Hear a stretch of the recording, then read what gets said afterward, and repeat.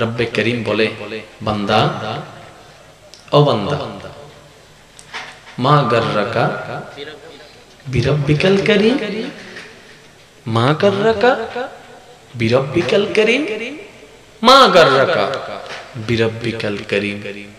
মৌলা বুঝলাম না তো, আলেমের ছায়া তলে বুঝলাম। আল্লাহ পাক বলে খাওয়াই আমি, কার গুণগান গাছ? আমার জমিনে থাকস, কার পিছনে দৌড়াস? আমার দেওয়া নিঃশ্বাস নেস, কার জন্য আত্মহত্যা করলি? আমি সব দিচ্ছি, আমার থেকে দূরে সরে গেলি? কোন দুনিয়ার কোন জিনিসটা তোকে এত বেশি আকর্ষণ করেছে তোর রহমানের চাইতেও বেশি? মা গর্রাকা বিরব্বিকাল করিম। বান্দারে আজ না হয় কাল চোখ দুইটা তোর বন্ধ হবে, আজরাইলের সাথে তোর দেখা হবে, কবর জগৎ তোর সঙ্গী হবে।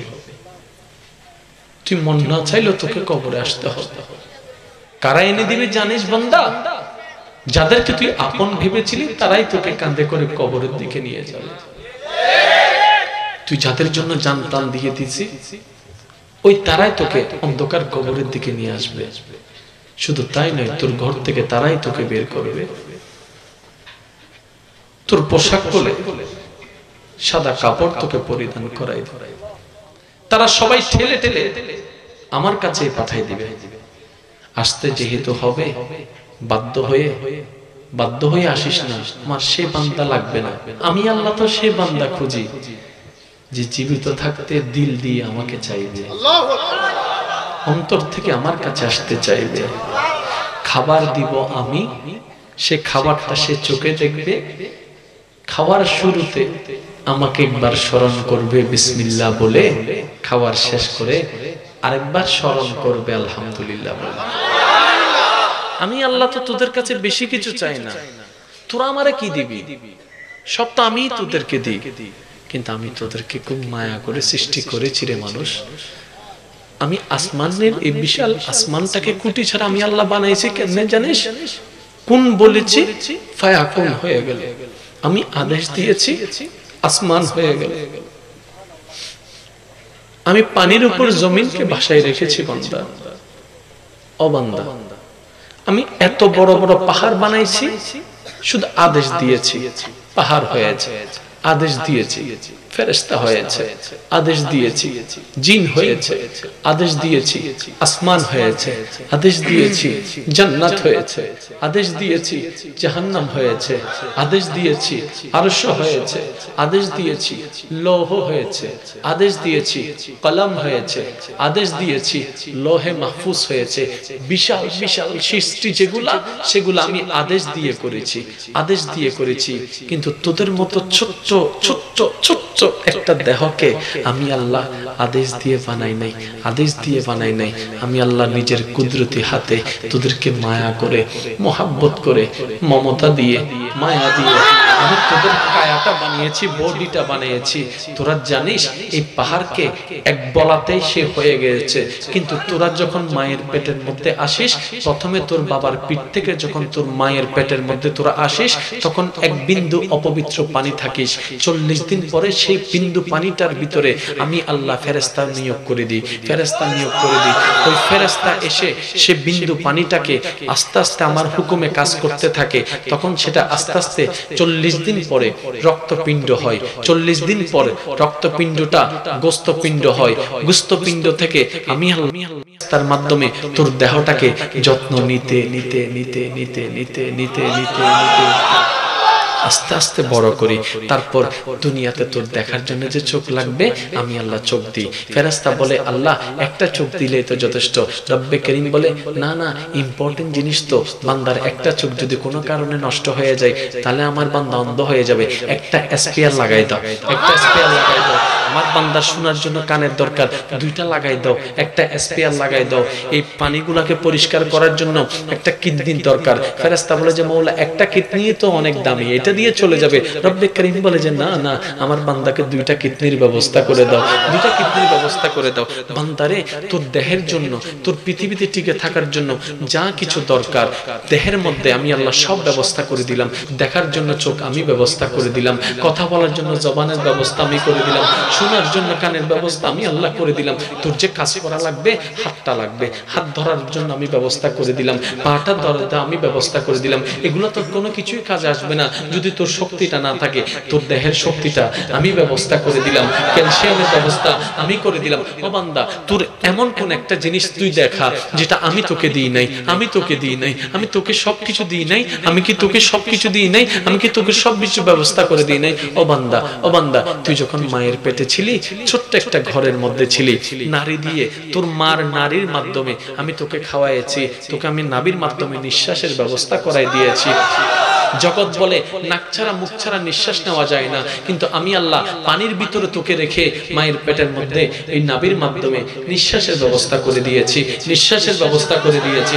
শুধু তাই নয়, তুই যে যখন বড় হয়ে গেছিস, 9 মাস 10 মাস যখন তোর মায়ের পেটে তুই ছিলি, তখন তোর হাত বরাবর, তোর পা বরাবর, তোর আঙ্গুল বরাবর। এখন এই ছোট্ট পেটের মধ্যে তুই যখন রাউন্ড করছিলি, এই সামান্য নারীটা ছোট্ট জায়গার মধ্যে তুই ঘুরার সময় কখনো তোর হাতের সাথে নারী পেঁচাইতে দিই নাই, তোর পায়ের সাথে নারী পেঁচাইতে দিই নাই। কারণ ডাক্তাররা বলে এই নারী যদি পেঁচাই যায়, কোন রকম পায়ের সাথে যদি পেঁচাই গিয়ে একবার টান খায়, মায়ের কলিজা ছিঁড়ে যাবে, মাটা স্পট ডেথ হবে। মা যদি মারা যায়, তুই বান্দাও মারা যাবি। তোকে না মারার জন্য আমি তোর মাকে হেফাজত করে রেখেছি, তোর মাকে হেফাজত করেছি, তোর মায়ের রক্তের মাধ্যমে আমি বান্দা তোর শরীরের গঠনটা করেছি। শুধু তাই নয় বান্দা, শুধু তাই নয় বান্দা, তুই তখন চিৎকার করতে জানিস না, তুই যখন কিচ্ছু করতে পারিস না, তোর নারীর মাধ্যমে, তোর মায়ের নারীর মাধ্যমে, তোর মার খাবারের মাধ্যমে আমি তোর খাওয়ার ব্যবস্থা করেছি, পুষ্টির ব্যবস্থা করেছি, রক্তের ব্যবস্থা করেছি। এবার যখন তুই দুনিয়াতে চলে আসছিস, তোর তো খাবার দরকার, স্বাভাবিক মানুষের তো বাচ্চাদের খাবারের দরকার আছে, তোর তো খাবারের দরকার। এখন খাওয়ার জন্য তো বাজারে অনেক খাবার আছে, কিন্তু তোর তো দাঁত ছিল না, তোর দাঁত ছিল না, তোর মা পেরেশান, তোর বাবা পেরেশান। এই নতুন বাচ্চাটাকে 1 মিনিট হয়েছে বাচ্চাটা, এখন তাকে কোন খাবারটা খাওয়াই? ভাত খাওয়ানোর মতো তো ব্যবস্থা নাই, মাংস খাওয়ানোর মতো ব্যবস্থা নাই, গোশত খাওয়ানোর মতো ব্যবস্থা নাই, কেএফসি খাওয়ানোর মতো ব্যবস্থা নাই, শর্মা খাওয়ানোর মতো ব্যবস্থা নাই, বার্গার খাওয়ানোর মতো কোনো ব্যবস্থা নাই। তোর মা পেরেশান হয়ে গেল, তোর মা পেরেশান হয়ে গেল। আমার মাসুম বাচ্চা চিৎকার করে করে কান্না করে, কি খাওয়াই, কোন দোকানের খাওয়াই? তোর বাবা বিভিন্ন দোকানে চলে গেল খাবার আনার জন্য, তোর পেটটা ভরার জন্য। যখন তারা বেশি অস্থির হয়ে গেল, তখন আমি আল্লাহ তখনও যত্ন নিয়েছি। কিভাবে জানিস? তুই দুনিয়াতে আসার আগে আগে তোর মায়ের 2 স্তনে, তোদের মায়ের 2 স্তনে আমি আল্লাহ কুদরতি ভাবে খাবারের ব্যবস্থা করে দিলাম, খাবারের ব্যবস্থা করে দিলাম। এবার তোর মা যখন ডাক্তারের কাছে গেল, ডাক্তারে বলে ভাত খাওয়াইও না, চাউল খাওয়াইও না, রুটি খাওয়াইও না, গরুর দুধ খাওয়াইও না, এটা খাওয়াইও না, সেটা খাওয়াইও না। মা বলে আমি কি খাওয়াবো, কোনটা সন্তানের জন্য ভালো? ডাক্তার বলে যেটা ভালো সেটা রবেই ব্যবস্থা করে দিয়েছেন, রবেই ব্যবস্থা করে দিয়েছেন। তোরটাকে যখন স্তনের মধ্যে লাগাই দিল, এখন তুই তো ছোট বাচ্চা, জ্ঞান তো তোর নাই, বুদ্ধি তো তোর নাই। আমি আল্লাহ কুদরতি ব্যবস্থা বানাই, তোর ঠোঁটের ভিতরে, চামড়ার ভিতরে এমন কৌশল করে দিলাম যেন তোর মার পোটাটা মুখে যাওয়ার সাথে সাথে তুই অটোমেটিক চুষা শুরু করে দিলি। সুবহানাল্লাহ, আল্লাহু আকবার। সে আল্লাহকে ভালোবাসবো না তো আর কাকে ভালোবাসবো? আমাকে দেখান। যে নবী সারা জীবন সন্তান সন্তান করে নাই, উম্মতি উম্মতি করেছেন, সেই নবীকে ভালোবাসবো না তো কাকে ভালোবাসবো? কবরে যায় তো একবার দেখেন, আল্লাহর রহমত ছাড়া, নবীর দিদার ছাড়া দ্বিতীয় আর কিছু নাই। বড় অসহায় হয়ে যাব, পুরুষ বলেন নারী বলেন সবাই অসহায় হয়ে যাব। কিন্তু আল্লাহ রাসূল বলে, ওরে আমার উম্মত, যে কবরে তোর সাথে কেউ থাকবে না, আমি মদিনা ওয়ালা কথা দিলাম, আল্লাহর ভয় অন্তরে রেখে, আমি নবী মুস্তাফার মোহাব্বত অন্তরে রেখে তুই কবরে একবার আয়, একবার আয় কবরে, একবার আয় কবরে, একবার আয় কবরে। কেউ থাকবে না তোর পাশে, আল্লাহর রহমত থাকবে আর আমি রহমাতুল লিল আলামিন থাকবো। সুবহানাল্লাহ। বিয়ে করার জন্য পাত্র কিংবা পাত্রী যেটাই আপনারা বাছাই করবেন, সম্পদ দেখবেন না আল্লাহর ওয়াস্তে। কারণ আপনি বিয়ে দিচ্ছেন হয়তো 4 তলা বিল্ডিং দেখে, এমন হতে পারে বিয়ের 3 মাস পরে এনি হাও এটা ভূমিকম্পে 10 করে পড়ে যেতে পারে। তাহলে একটা রিস্ক আছে না? আপনি দেখলেন কোটিপতির একটা পরিবার, আপনি বিয়ে দিচ্ছেন আপনার মেয়েকে, তাহলে আপনি কি ছেলের সাথে বিয়ে দিলেন নাকি টাকার সাথে দিলেন? আপনি তো ছেলের সাথে বিয়ে দেন নাই, কারণ আপনি প্রথমেই কি জিজ্ঞেস করেছেন? ছেলের কি আছে, ছেলে কি করে, এটা জিজ্ঞেস করবেন না। জিজ্ঞেস করলে করবেন ছেলের মন কেমন, ছেলের মাইন্ড কেমন, ছেলে আল্লাহর জন্য কি করে, ছেলে নবীর জন্য কি করে। যদি দেখেন যে ছেলে আল্লাহর জন্য নবীর জন্য দিল দেওয়ানা ফানা, চোখ বন্ধ করে মেয়েটাকে দিয়ে দেন। আপনার বোন বলবে, আপনার মামি বলবে, আপনার পরিবার বলবে, কিরে তুই কি পাগল হয়ে গেলিস? এরকম একটা ছেলের কাছে তুই মেয়ে দিচ্ছিস, যার কোনো গাড়ি নাই, যার কোনো বাড়ি নাই, যার কোনো ভিসা নাই, যার কোনো আমেরিকার কিছু নাই, তুই এরকম দিচ্ছিস কেন? তখন আপনি বলবেন, আমি আমার আল্লাহর প্রেমিক পেয়েছি, আমি আমার নবীর প্রেমিক পেয়েছি। আমি মা হিসাবে ভবিষ্যৎ আমার জানা নাই, কিন্তু আমি আশ্বস্ত করে এতটুকু বলতে পারছি, এই ছেলেটা যদিও আমার মেয়েকে নিয়ে ভাঙ্গা ঘরে থাকে, যে ঘরের ছাদ দিয়ে রোদের আলো ডুববে, বৃষ্টি ডুববে, হতে পারে, কিন্তু এতটুকু বলতে পারি, এই ছেলে কখনো আমার মেয়ের সাথে বেঈমানি করে না। এই ছেলেটা আমার মেয়েকে শাক দিয়ে ভাত খাওয়াইলেও সুখে রাখতে পারবে। সুবহানাল্লাহ। আপনি যে টাকা দেখে দিচ্ছেন, শুনেন, যারা টাকা বেশি তারা দেমাগ বেশি, যারা সম্পদ বেশি তাদের একটু অহংকার বেশি। যখন বউয়ের সাথে কোন একটা কিছু হবে, আপনার মেয়ের সাথে কোন একটা কিছু হবে, ডাইরেক্ট বলবে, যাও তোরে আমি তালাক দিয়ে দেবো, কারণ 10 লাখ টাকা এগুলো আমার ব্যাপার না, সিগনেচার দিলে চলে যাবে। তখন কই যাবে? আপনার মেয়ের সামনে অন্য একটা মেয়েকে নিয়ে রুমে আনবে, ঘরে আনবে, যেগুলো মাম্মি ড্যাডি আর কি, বুঝেন না, লাইফ মানে এনজয় আছে না? তখন আপনি কই যাবেন আপনার মেয়েকে নিয়ে? সিদ্ধান্ত নিতে আপনি খুব কনফিউজড হয়ে গেলেন, আমি কি করব? সমাজ বলে এটা, পরিবার বলে এটা, কিন্তু আমি কি করব? এবার আপনি সবার কথা শোনার পরে এবার ইসলামকে জিজ্ঞেস করেন, ইসলাম আমার মেয়ের জন্য কেমন ছেলে ভালো হবে, ইসলাম আমার ছেলের জন্য কেমন মেয়ে ভালো হবে, ইসলাম আমার জন্য স্বামী হিসেবে কেমন ছেলে ভালো হবে, ইসলাম আমার জন্য বউ হিসেবে কেমন মেয়ে ভালো হবে। এবার ইসলাম উত্তর দিবে, যত কিছু কোয়ালিটি তুমি দেখো, তোর মধ্যে প্রথম একটা জিনিস দেখো, আল্লাহর প্রতি প্রেম কেমন, নবীর প্রতি প্রেম কেমন, ধর্মকে কেমন মানে, ধর্মকে কেমন বিশ্বাস করে, ধর্মের প্রতি আগ্রহ কেমন।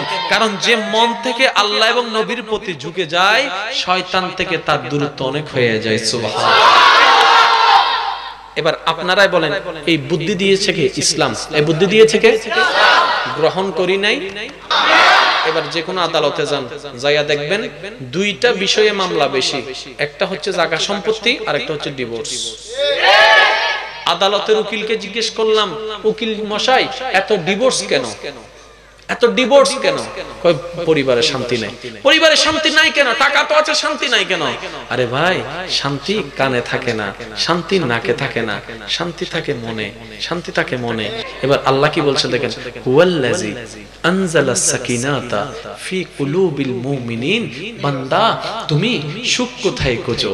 টাকার ভিতরে তো সুখ নাই, বাড়ির ভিতরে তো সুখ নাই, স্বামীর ভিতরে তো সুখ নাই, স্ত্রীর ভিতরে তো সুখ নাই, তো মওলা সুখটা কোথায়? রব্বে করিম বলে, সুখ তো আমার কাছে, সুখ তো আমার কাছে, শান্তিটা আমার কাছে। তো আল্লাহ, আমার তো এখন সুখের দরকার, শান্তির দরকার। রব্বে করিম বলে, যেহেতু তোমার মনের চাহিদা, একটা কাজ করো, তোমার দিলটা আমার রহমতের সাথে জোড়া লাগাই দাও, আমি তোমাকে শান্তির ব্যবস্থা করে দিচ্ছি। বলেন সুবহানাল্লাহ। নারে তাকবীর, নারে রিসালাত। শিখাই দিছে কে? গ্রহণ করি নাই আমরা, নিজের পায়ে নিজে কুড়াল মারছি। আবার এদিকে বলি, আল্লাহর যে হস্ত কি, ঠিক না বেঠিক? আমার ইয়ং জেনারেশন ভাই যারা আছেন, আমার মুরব্বীরা তো জানবেন না, এই শব্দ তো আপনাদের মাথার উপর দিয়ে চলে যাবে। ডিপ্রেশন, দাদা হোক দে ইবে কি হানা গালাত দে। কিন্তু যুবক ভাইরা ডিপ্রেশন চিনে কি চিনে না? হতাশা চিনেন না? কেন এই জিনিসটা কেন হয়? মনে রাখবেন, দিল যত রহমানের রহমতের কানেকশনে থাকবে, প্রশান্তিতে থাকবে। ঘর বাড়ি থাক না থাক, শান্তিতে থাকবে। যদি এটা কানেকশনে না থাকে, অশান্তি আর অশান্তি। আসেন না, কিছু মানুষ খুঁজি যারা কিচ্ছু নাই কিন্তু শান্তিতে ছিল। হযরত আবু বকর সিদ্দিক কিচ্ছু ছিল না রে ভাই। আপনারা তো জানেন, যুদ্ধের মধ্যে দিতে দিতে সাইটা পর্যন্ত। আচ্ছা, একটা মানুষ যদি সাই দিয়ে দেয়, তার মানে আর কিছু আছে? আবু বকর সিদ্দিকের ঘর নাই, বাড়ি নাই, গাড়ি নাই, ওট নাই, নাই নাই কিছু নাই, কিন্তু যেখানে যাই মন খুশি মনে চাই, হাসি মুখে চাই। কিরে আবু বকর সিদ্দিক, আপনার মনে এত প্রশান্তি কেন? বলে যে দিলের কানেকশনটা রহমানের সাথে লাগাই রেখেছি। বলেন সুবহানাল্লাহ। সে রবকে ভালোবাসার মতো ভালোবাসতে এখনো পেরেছি? পারি না। সেজন্য আমাদের জীবনে তো অশান্তি। আপনি দোষ দিচ্ছেন অন্যকে, অন্যকে দোষ দিয়ে লাভ নাই। আমরা নিজেরাই আসামি, বড্ড বড় আসামি। যখন বাসায় যাবেন নিজের আয়নার সামনে দাঁড়াবেন, ভালো করে দাঁড়াবেন, চোখে চোখ রাখবেন, চেহারার দিকে তাকাবেন, 2-3 মিনিট একটু সময় নেবেন, তাকানোর পর জিজ্ঞেস করবেন, তুমি কি এখনো তোমার সৃষ্টিকর্তাকে খুশি করতে পেরেছো? দেখবেন আয়নাই উত্তর দিবে যেটা সঠিক উত্তর সেটাই। আপনি দ্বিতীয় প্রশ্ন করবেন, তুমি কি এখনো একজন মানুষ হতে পেরেছো? আয়নাই উত্তর দিবে যেটা সঠিক সেটাই। আপনি শেষ একটা প্রশ্ন করবেন, আয়নার দিকে আঙ্গুল তুলে মনে মনে বলবেন, ওই রবের সামনে বান্দা হিসেবে কি নিয়ে যাবা? ওই নবীর সামনে উম্মত হিসেবে কি নিয়ে যাবা? তখন আপনার ভিতরটা হাহাকার করে উঠবে, হায় হায় কিচ্ছু নাই, কিচ্ছু নাই। যিনি খাওয়াইলো ওনাকেই স্মরণ করতে পারলাম না। যে নবী আল্লাহর কাছে ফরিয়াদ করেছে একদিন, রব্বে করিম আগের যুগে তোমার বান্দারা কোনো গুনাহ করলে তুমি তাদেরকে একবার ওয়ার্নিং দিয়েছো, সাবধান করেছো। তারা যদি সেই সাবধানটা না মেনে দ্বিতীয়বার করেছে, তুমি দ্বিতীয়বার তাদেরকে সাবধান বার্তা দিয়েছো। এরপরও যদি কেউ করে থাকে, তুমি তৃতীয়বার সাবধান বার্তা দেওয়ার পরে তুমি আযাব নাজিল করে তাদেরকে ধ্বংস করে দিয়েছো। এই জমিন সাক্ষী, এই চন্দ্র সূর্য দেখেছে সেই সময়টা যেদিন আল্লাহর আযাব এসেছে শুধু আমাদের অপকর্মের কারণে, বান্দার অপকর্মের কারণে। আল্লাহ নিষেধ করেছে, বান্দা করেছে, আল্লাহর পক্ষ থেকে আযাব এসেছে। এবার নিজের মনকে স্থিরভাবে একটু ভাবতে থাকুন, আগের যুগের বান্দার তুলনায় আমরা তো গুনাহ অনেক বেশি করি। তারা যদি মাসে করতো, আমরা সেটা প্রতিদিন করি। আগে তো কলেজ ছিল না, এখন কলেজের নামে করি। আগে তো মোবাইল ছিল না, এখন তো মোবাইলের নামে করি। আগে তো ইন্টারনেট ছিল না, এখন তো ইন্টারনেটের মাধ্যমে করি। আগে তো বয়ফ্রেন্ড গার্লফ্রেন্ড ছিল না, এখন তো সেটার নামে করি। আগে তো এমন অবাধ্যতা ছিল না, এখন যেটা অবাধ্যতা আমরা করি। কই আযাব আসে না কেন? এই পৃথিবী বলে আল্লাহ আযাব কই, আসমান বলে আল্লাহ আযাব কই, জমিন বলে আল্লাহ আযাব কই, সূর্য বলে আল্লাহ আযাব কই। এবার ডাক দিতে থাকে সাগর, রব্বে করিম তুমি হুকুম দাও, এইগুলাকে, এই জালিমগুলাকে, এই অপরাধী মানুষগুলাকে আমি সব পানির মধ্যে নিয়ে আসি, ধ্বংস করে দিব। রব্বে করিম বলেছে না, আমার বান্দার উপর হামলা করিও না, আমার বান্দার উপর হামলা করিও না, আমার বান্দার উপর হামলা করিও না। জমিন বলে রব্বে করিম তাদের অন্যায় অত্যাচার আমার সহ্য হচ্ছে না, তুমি একবার হুকুম দাও, আমি জমিন বিদীর্ণ হয়ে সবাইকে আমি নিচে ধসাই ফেলি। রব্বে করিম বলে জমিন এমন করিও না, আমার বান্দা, আমার বান্দা, আমার বান্দা। এবার আসমান বলে, জমিন বলে আল্লাহ আযাব দাও না, এত অন্যায় করছে, এত খুন করছে, এত ঝগড়া, এত সুদ, এত ঘুষ, এত মা বাবার অত্যাচার, এত বউর হক নষ্ট করা, স্বামীর হক নষ্ট করা, এত অন্যায়, ভাই ভাই এত যুদ্ধ, এত অশান্তি, প্রত্যেক ঘরে ঘরে অশান্তি। মৌলা আযাব দাও না, তোমার পৃথিবীকে তারা অশান্তি করে ফেলেছে, তুমি আযাব দাও না। রব্বে করিম বলে আযাব দেওয়ার দিন শেষ, এখন আর আযাব দিব না। মৌলার নিয়ম পাল্টা না কেন? এবার রব্বে করিম বলে, যেদিন পৃথিবীর বুকে আমার নবী রাহমাতুল লিল আলামিনকে আমি পাঠিয়ে দিয়েছি, রাহমাতুল লিল আলামিনকে পাঠিয়ে দিয়েছি, ওই দিন থেকে আমি আযাব দেওয়া বন্ধ করেছি। আযাব তো তখন দিয়েছিলাম যখন আমার রহমতের নবী আমার কাছে ছিল, আমার কাছে ছিল। যখন জমিনে পাঠিয়ে দিলাম, আমি আর আযাব দিব না। ওয়ামা কানাল্লাহু লিউআযিবাহুম ওয়া আনতা ফীহিম। রব্বে করিম বলে, ও হাবিব মুস্তাফা, ওই জমিনের উপর আমি রাগ কেমনে দেখাইতাম, আযাব কেমনে দিতাম, যে জমিনে আপনি নবী রাহমাতুল লিল আলামিন শুয়ে আছেন। এবার নিজের গুনাহকে সামনে রাখেন, আল্লাহর আযাবকে সামনে রাখেন, আপনার মনেই চিৎকার দিয়ে উঠবে আযাব থেকে বাঁচার একমাত্র কারণ নবী রাহমাতুল লিল আলামিনের উম্মত হওয়ার কারণ। কোনো তর্ক নয়, কোনো ঝগড়া নয়, নিজের মনকে প্রশ্ন করেন, উম্মত হিসেবে এখন থেকে নবীর জন্য কি করা দরকার, নবীকে কতটুকু ভালোবাসা দরকার। আল্লাহ আমাদের সবাইকে আল্লাহর প্রিয় বান্দা বানার তৌফিক দান করুন।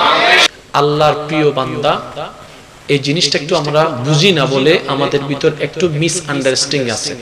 সেটা হচ্ছে নবী আল্লাহর প্রিয় বান্দা, রাসূল আল্লাহর প্রিয় বান্দা, সাহাবা আল্লাহর প্রিয় বান্দা, তাবি আল্লাহর প্রিয় বান্দা, তবে তাবি আল্লাহর প্রিয় বান্দা, আউলিয়ায়ে কেরাম আল্লাহর প্রিয় বান্দা। আরেকটু জোরে। এবার আপনি যদি আল্লাহর প্রিয় বান্দা হতে চান, এই পাঁচটার ভিতরে যে কোনো একটাতে ফর্ম ফিল আপ করতে হবে। আর কোনো ওয়ে আছে? এবার আপনি নবীতে ফর্ম ফিল আপ করতে চান, কারণ এটা বন্ধ। রসুলের ফর্ম ফিল আপ করতে চান, এটা বন্ধ। যেহেতু নবী রসুলের ফর্ম ফিল আপ বন্ধ হয়েছে, সুতরাং সাহাবীর ফর্ম ফিল আপ অটোমেটিক বন্ধ। তো সাহাবীর যেহেতু ফর্ম ফিল আপ বন্ধ হয়েছে, অটোমেটিক তাবির ফর্ম ফিল আপ বন্ধ। তাবির যেহেতু ফর্ম ফিল আপ বন্ধ হয়েছে, অটোমেটিক তবে তাবির ফর্ম ফিল আপ বন্ধ। এখন আপনি আল্লাহর প্রিয় বান্দা হবেন কোন পজিশনে, কোন পোস্টে? একটা পোস্ট কিয়ামত পর্যন্ত খোলা আছে, সেটা হচ্ছে আউলিয়ায়ে কেরাম। আপনি আপনি আপনি আপনি আমরা সবাই যে কেউ ওলি হতে পারি।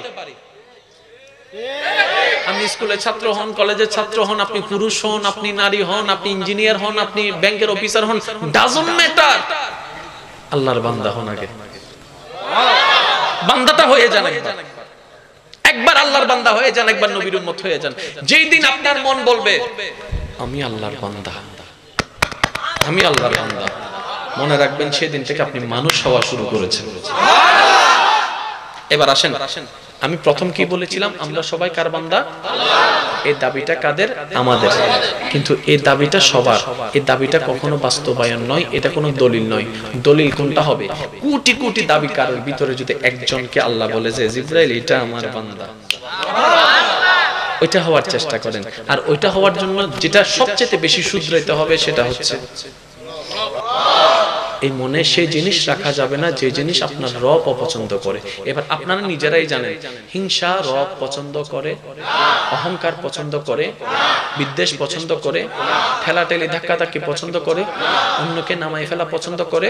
এবার দেখেন সব কিছু আমাদের এখানে ভরপুর। কিরে তোরা এখানে আসলি কেমনে? হিংসা তুই এখানে আসলি কেমনে? রাগ তুই এখানে আসলি কেমনে? অহংকার তুই এখানে আসলি কেমনে? এবার মনে বলে আসে নাই, শয়তানি ঢুকাইছে, যে খাইছে না মিস্টার শয়তান, তুই তাইলে এগুলা এখানে রাখছস। আমি এতদিন মনে করছি আমার হিংসা আছে, মূলত তো আমার হিংসা নাই, তুই এনে ঢুকাইছস। কিরে শয়তান কেন ঢুকাইছস? কই এই ঘরটারে যদি কোন রকম এগুলা দিয়ে নোংরা করে ফেলতে পারি, রহমানের রহমত সেখানে আসবে না, কানেকশন লাগবে না। এখন যখন বান্দা এই চালাকিটা বুঝতে পারছে, এবার মন গড়কে পরিষ্কার করা শুরু করছে। হিংসা যখন আসে সে আলহামদুলিল্লাহ বলতে থাকে, আল্লাহ। যখন সে অহংকার করতে চায় তখন সে মাটির দিকে তাকাই থাকে, বলে যে আমি নিজেই ফকির, অহংকার কি করব। অন্যকে যখন বদনাম করতে ইচ্ছে করে বলে যে আমি নিজেই দোষী, অন্যের কি আর দোষ ধরবো, অন্যের কি আর বদনাম করব। যখন অন্যকে নিচে নামাইতে ইচ্ছা করে তখন বলে যে আমি তো নিজেই মাটির মধ্যে পড়ে আছি, আমি যদি আজকে নামাই কালকে আমিও পড়ে যেতে পারি। এভাবে আস্তে আস্তে সে যখন চেষ্টা করতে লাগলো, শয়তানের বিরোধিতা করতে লাগলো, শয়তানের চাওয়ার বিরোধিতা করতে লাগলো। শয়তানা বলে যে হ্যাঁ, সে বলে যে না, শয়তানা বলে না, সে বলে যে হ্যাঁ। করতে আছে একদিন, এক সপ্তাহ, এক মাস, এক বছর, 2 বছর। বান্দা যখন করতে করতে করতে করতে করতে একদিন শয়তানের কৌশলে যখন আর পারছে না, শয়তানের সাথে টিকে ধরতে পারছে না, সেই দিনেই রহমানের রহমত সাহায্য করা শুরু করবে, রহমানের রহমত সাহায্য করা শুরু করবে। রব্বে করিম বলবে যে চেষ্টা করে আমি তাকে সাহায্য করি। সুবহানাল্লাহ। এটাই হচ্ছে জীবন। খাওয়ার নাম জীবন নয়, খাওয়ার জীবনের অংশ। বিবাহ শাদী জীবন নয়, বিবাহ জীবনের অংশ। সন্তান সন্ততি জীবন নয়, জীবনের অংশ। আপনার জীবন কখন জানেন? যখন আপনি জীবন দাতাকে খুশি করতে পারবেন, তখনই আপনার জীবন হয়ে যাবে। সুবহানাল্লাহ।